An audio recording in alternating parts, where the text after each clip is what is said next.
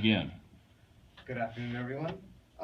It's our position that companies should hire former black hat hackers like John Draper in order to help them with security issues, vulnerability, and security holes, etc. As you all should know, cybersecurity is a rapidly evolving field where even the smallest edge can be a difference between a sound security or a monumental breach.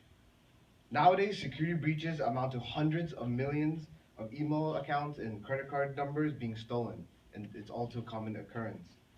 Cybersecurity itself is a high-stake business where people's identities, finances, and livelihoods are at risk.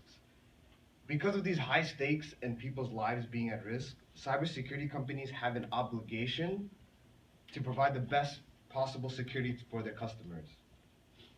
Therefore, in this endless competition against malicious hackers, companies cannot afford to leave any stone unturned. And their best possible security. That's 1 minute. Until it needs to be, it needs to be able to consider all possible sources of talent.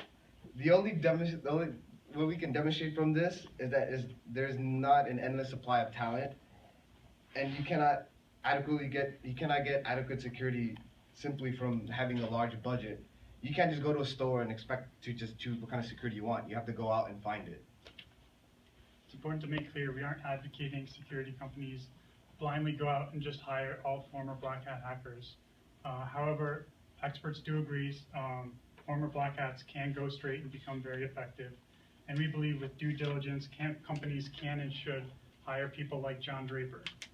Draper's demonstrated black hats can go straight and change for the better. They can serve sentences for their crimes, and in the following years spend a lot of time reforming themselves and demonstrate they're ready for a second chance.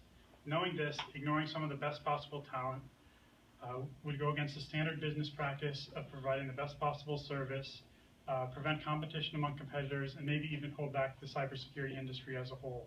But more importantly,